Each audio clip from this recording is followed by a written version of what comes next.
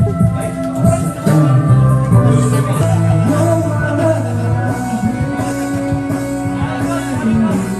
ayun mga kasukay, mga kalingap, no? Sobrang kinilig itong si Beyonce. Kita nyo naman po, no? Sabi niya, nakaka-inlove. O, diba? Grabe na yan. In love na talaga siya, mga kalingap.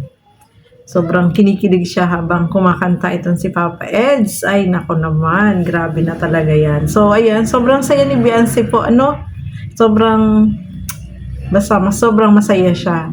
Saka, ayan, kumanta din po siya dyan. Tapos, itong si Kalingap Edo, ay ganun din, no? Magaling din kumanta si Kalingap Edo. Parehas sila. Kaya, sobrang halatang halata, no, si Beyonce. Sabi niya, halatang halata ka, Beyonce. Ay, nako. In love na po talaga siya, mga kalingap, no? Ay, nako. Wala tayong ibang masabi, kundi, ay, ay, ayun na. Kahit hindi nila aminin. Kahit hindi aminin ni Beyonce, talagang, ayan po, naipakita niya, no? Grabe. Pinapil niya yung kanta ni Papa Eds, mga kalingap, no? Sobrang nakakatuwa naman po silang panoorin, no? Mga kalingap. Kahit si Beyonce, sobrang masaya siya. Kasi nandiyan siyempre si Eds. At siyempre, ganun din si Eds, no? Diba?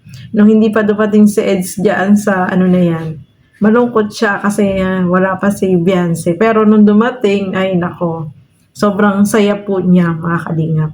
Kaya, ang masasabi ko lang, EDC is real na talaga, mga kalingap. So, ayan, maraming salamat po sa inyong panonood at lagi po natin supportahan Bal Santos Matubang, Kalingap Rob, at Edna Vlogs. Siyempre, supportahan po natin Kalingap JJ. At ang inyong lingkod, Gandang Emmy.